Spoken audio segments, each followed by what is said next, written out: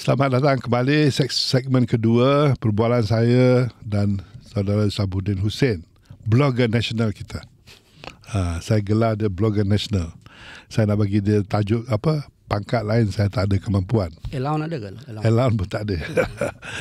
Okey, Din, terima kasihlah datang sembang lagi. Ini soal penyatuan Melayu ni. Saya pun dah buat TikTok semalam. Saya dulu pun tak berapa excited lah, tak berapa berminat mengenai isu soal penyatuan Melayu. Saya pernah beritahu Dr. Mahathir dalam perbincangan saya tu. Saya kata, Tun, kita nak bersatu tu untuk tujuan apa? Sebab masa itu saya nampak Melayu ni banyak tuntutan mereka tu berbeza, jauh sangat. Ada yang nakkan negara Islam, ada yang nakkan ekonomi begini, ada yang nakkan sistem macam UMNO tu, ada yang macam-macam. Jadi saya kata, kalau kita tak ada fokus, buat apa kita bersatu? Saya ingat lagi perbualan itu. Tapi sekarang saya sedar dan saya insaf dan saya rasa perlu penyatuan itu sebab apa yang berlaku sekarang ini. Saya sudah rasa walaupun kita masih lagi Melayu masih lagi mempunyai prioriti keutamaan yang berbeza, dasar yang berbeza. Tapi walau bagaimanapun kita tidak ada pilihan untuk bersatu. Apa komen Din mengenai isu ini? Ya. Penyatuan Melayu ni berdasarkan kita punya penduduk Melayu ni merangkumi 65% daripada penduduk Malaysia. Soal penyatuan Melayu ni sebenarnya tidak boleh kita nafikan dan kita tidak boleh kita elakkan dia punya kepentingan. Walaupun kita 65, tapi kalau kita berpecah dia akan jadi kecil. Dan orang lain yang kecil kalau dia bersatu dia akan jadi besar. Yes. Ya.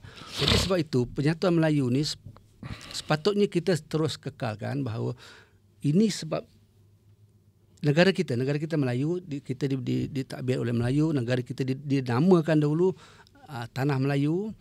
Jadi penyatuan Melayu tu memang tak dapat tidak kita mesti laksanakan sebaik mungkin supaya orang Melayu terjamin, politik stabil, ekonomi stabil. Jadi dia bila Melayu bersatu, dia kestabilan tu dia akan lebih menyeluruh. Tidak seperti mana yang ada sekarang.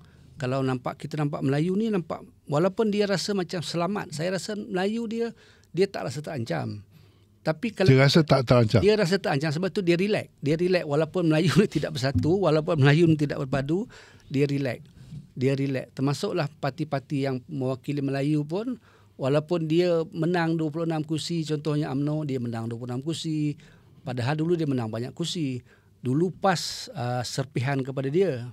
Tapi hari ini PAS dah menang 43 kursi. PAS dah lebih besar daripada UMNO yang dulu dia serpihan ni dia lebih besar daripada. Tapi UMNO masih tak rasa terancam. Ya, UMNO ni dia pelik jugalah. Dia parti yang pada tahun 51 bila PAS pecah keluar daripada UMNO, pemimpin mereka masa itu merasakan ini perkara kecil, tidak perlu bimbang. Ini perkara kecil. Ini serpihan. Dan yalah, 70 tahun selepas itu kita melihat parti serpihan ini lebih besar daripada parti UMNO. Tapi hari ini pun orang UMNO, pemimpin UMNO masih lagi merasakan PAS ni tak perlu. Kita boleh. Jadi sikap sombong ni, sikap yang tidak berasas kepada realiti ni pada saya rugi kita lah. Sebab itu saya harap dapatlah orang Melayu melihat isu ini secara logik, secara kepentingan bersama. Sebab di Malaysia ini, negara kita berjaya membangun stable semasa orang Melayu memegang majoriti besar dan memerintah.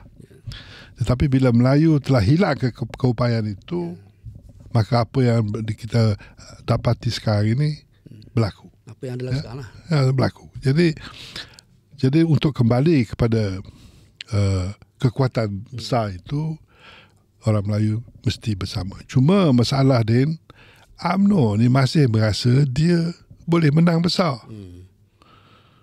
Saya rasa dia silap tu sebab dia boleh bertanding lebih banyak kerusi. Tapi menang tak banyak. Tapi menang dia tak akan menang besar. Sebab tu dia tolak nak bekerjasama dengan PAS.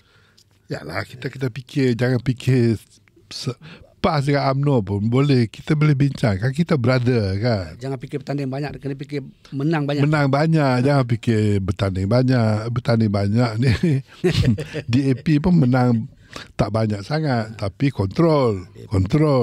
Sarawak 23 kursi, tapi boleh pecat orang. Kontrol. Boleh pecat. Jadi kita lihatlah sekarang ini, kalau kontrol politik ini orang Melayu dah habis dah. Kalau kita tak sedar lagi, well, I'm sorry for the Malays lah. Kalau kita tak sedar lagi, kalau liberal macam saya pun boleh sedar. Orang kata Zaid ni liberal, semua okey. Oscar dah jiwa Melayu lah. Saya memang daripada dulu jiwa Melayu, tapi dia orang salah tafsir liberal. Saya merasakan Melayu ni untuk memperkukuhkan mereka, dia mesti liberal, mesti terbuka. Pemikiran dia liberal itu artinya pemikiran terbuka. Tapi mereka ingat liberal tu boleh pergi joget, pergi night club. Soal agama, soal akhlak. Bukan tu. Soal pemikiran. Bukan soal akhlak. Bukan Zaid Ibrahim tak tolak akhlak Islam, tolak akhlak Melayu. Dia tak faham. Saya kata pemikiran Melayu mesti liberal, mesti berubah, luas. Einstein kata your mind must open. Kalau tidak, macam mana kita nak kaji angkasa lepas? Ya, jadi balik kepada Melayu ni lah, jadi saya harap fikir kepada nasib orang kita. Hanya bila orang Melayu memegang kerusi terbanyak, barulah Semenanjung terjamin, orang Melayu terjamin. Tapi sekarang ni nampaknya macam sukar. Walaupun UMNO tu nampaknya parti besar, ahli 3 juta, tapi saya nak ulang sekali lagi, dia bukan saja dari segi jumlah kerusi parlimen, dia bukan saja lebih kecil daripada PAS yang dulu serpihan dia, bahkan dia juga ketinggalan dengan Bersatu yang juga serpihan daripada dia. Bersatu PRU lepas menang 31 kursi, UMNO 26. Jadi UMNO ni dah jatuh nombor 3 sebenarnya. Jadi nak kata UMNO membela Melayu tak boleh lah. Jadi apa lagi yang kita nak menyedarkan UMNO ni bahawa dia perlunya dia kembali kepada penyatuan Melayu ni. Ya, saya rasa memang susah lah sebab pemimpin dia memang selesa lah. Dapat jawatan sekarang. Ada jawatan menteri, ada tu dapat DNAA. Memang selesa lah. Jadi tak boleh salahkan mereka lah. Kerana self-interest is always important. Tapi orang yang saya heran ni orang di bawah tu, pemimpin-pemimpin di peringkat cawangan bahagian, takkanlah tak terasa perlu bersuara dalam hal ini. Maknanya mereka perlu berani lah, Datuk. Bukan saja berani, mereka perlu ni misalnya lah, dia kata PAS ni tak boleh percaya. Saya nak jawab. Saya nak jawab soal ini. Kita tak boleh percaya kepada PAS. Tak ikhlas. Dia politik ni memanglah ada masa kita kerjasama, ada masa kita tak nak kerjasama. Itu bukan berarti kita tak boleh percaya kepada semua mereka. Kalau tak nak percaya kepada semua tu, kita tak boleh berkawan dengan orang politik pun. Kadang-kadang isteri kita pun tak percaya kita, Din. Kadang-kadang lah. Tapi kita kena usaha balik lah, meyakinkan dia. Sama lah PAS dengan UMNO. Macam saya pun orang UMNO daripada dulu, saya tak pernah masuk PAS pun, tapi saya masih hormat parti PAS. Kalau saya tak setuju, saya tak setuju lah. Itu dasar. Tapi orang PAS ni orang Melayu, orang Islam macam kita je. Apa susah sangat kita nak percaya, tak percaya? Kita boleh percaya orang yang bukan daripada golongan kita. DAP contohnya, UMNO boleh percaya DAP, tapi dia tak boleh. DAP boleh percaya. UMNO PAS DAP parti-parti di Sarawak kita boleh percaya. Di Sabah kita boleh percaya. Tapi Melayu kita tak boleh percaya. Ada akal ke ni? Ada akal. So Dan, cadangan macam mana? Itulah saya nampak penyatuan Melayu ni ialah dari segi lumrahnya ialah mereka ni perlu bersatu. Tapi halangannya itulah. UMNO kata kalau dia bersama dengan PAS dengan DAP, dia akan bertanding sikit. Sebab dia rasa lepas dia dulu kalah banyak kepada mereka dua parti ni. Jadi kalau dia bersama, dia akan bertanding sikit. Kalau dia bersama dengan PS sekarang ni, dia rasa dia boleh bertanding banyak. Tapi dia bertanding banyak, menang belum tentu banyak. Jadi nampaknya UMNO ni dia lebih suka bertanding banyak daripada menang banyak. Ya.